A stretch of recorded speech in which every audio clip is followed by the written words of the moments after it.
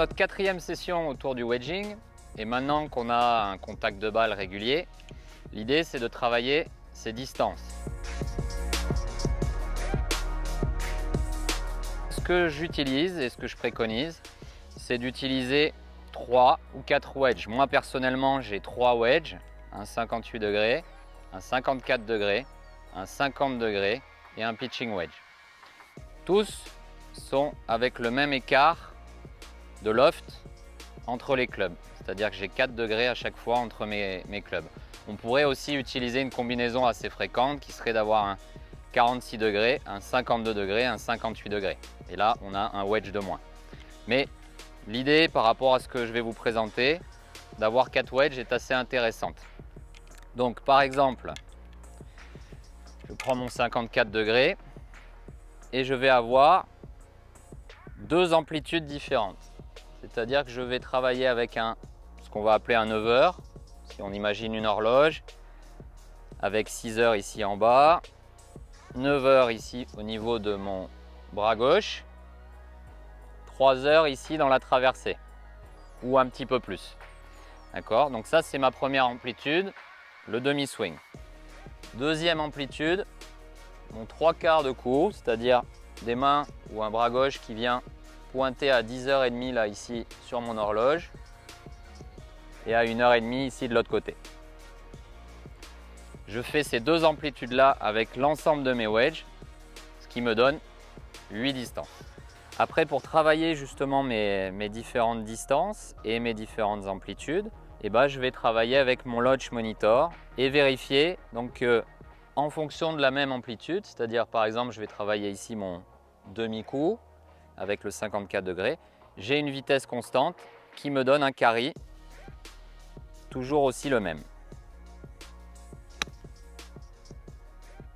Donc là on peut voir un demi 54 avec une bonne réaction de balle sur la face et qui me donne 48,90 m, donc à peu près 50 mètres pour mon demi-coup de 54 degrés. Et après je fais la même chose sur mon 3/4 de coup et qui va donner bien évidemment normalement une distance différente.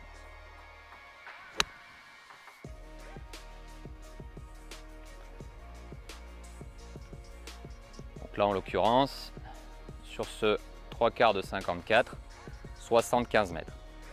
Donc on a 50 mètres sur mon demi, 75 mètres sur mon 3/4 et avec d'autres clubs, évidemment je vais avoir des distances différentes. Si là je prends mon 50 degrés et que je fais mon 3/4,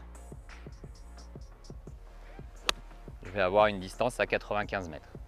Donc tout ça en répétition me permet d'avoir ma grille de base de distance et ensuite je vais faire des variations pour trouver des distances intermédiaires. Mais une fois que j'ai vraiment bien construit ma grille de base, à savoir, je peux jouer un tout petit peu sur la hauteur de mon grip. Donc j'ai de base moi un grip un tout petit peu plus court.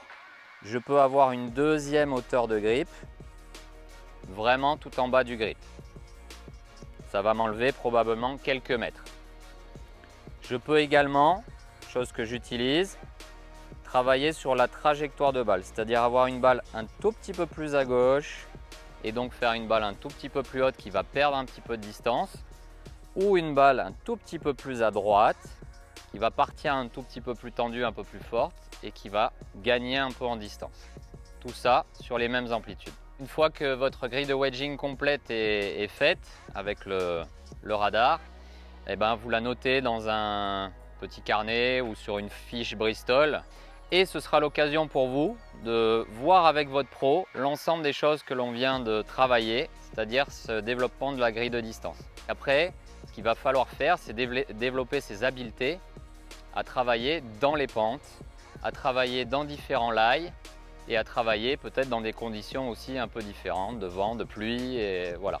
Et de pouvoir justement adapter cette grille dans ces configurations-là. Donc travail d'habileté un peu de ces coups de wedge. Donc là déjà dans les pentes, donc là pente descendante, l'idée est de vraiment épouser la pente, c'est-à-dire de bien mettre le corps parallèle à la pente, voilà, et de rester dans cette position-là. À l'inverse, Pente montante, je vais de la même façon épouser un peu l'ensemble de la pente avec mes épaules, c'est-à-dire de ne pas trop chercher à jouer contre la pente et de bien me mettre dans le sens de la pente avec une balle assez centrée. Et là, j'épouse la pente. Donc bien évidemment, ça joue sur la trajectoire de ma balle. Une balle plus basse quand on a la pente descendante, une balle plus haute quand on a la pente montante. Ici, la balle plus haute que les pieds.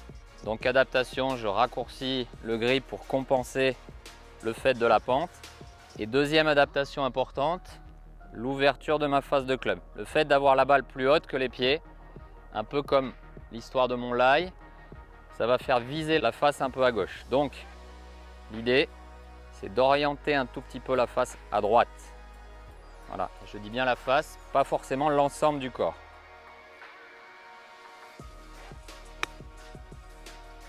Dernière pente, la balle plus basse que les pieds. Donc là, je vais rallonger mon grip. Je ne le prends pas trop court. Je le rallonge pour compenser la pente.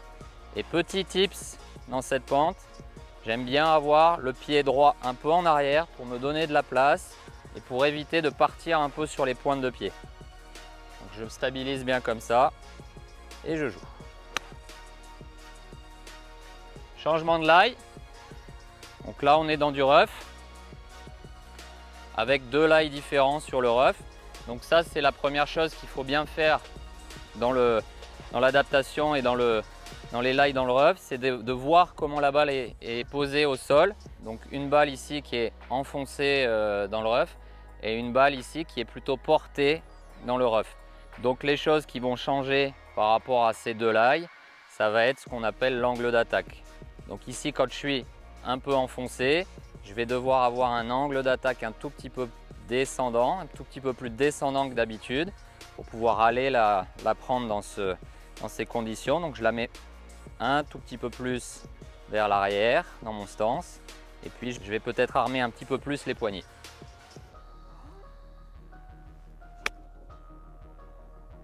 Ici, une balle plus portée. Donc si j'ouvre trop mon club et que j'ai trop d'angle d'attaque, je vais passer sous la balle. Donc là, l'idée, c'est de jouer un club assez standard et d'essayer, un peu comme la balle sur le tee, d'essayer d'avoir un angle d'attaque vraiment très plat. Donc important, vraiment l'analyse du lie de votre balle dans le rough pour pouvoir faire le choix. En conclusion de notre séquence autour de la variation des distances, une bonne grille de wedging que vous pouvez construire avec votre pro préféré. L'adaptation de cette grille de wedging dans différents lies et différentes pentes et différentes conditions météo. C'est très important aussi de développer ce côté-là, c'est-à-dire de varier beaucoup ça, parce que sur le parcours, vous n'aurez jamais ou rarement le coup très standard, le lie à plat, des conditions parfaites, et ça va varier beaucoup. Donc il faut s'adapter à ça, et donc il faut s'y entraîner en amont. À vous de jouer.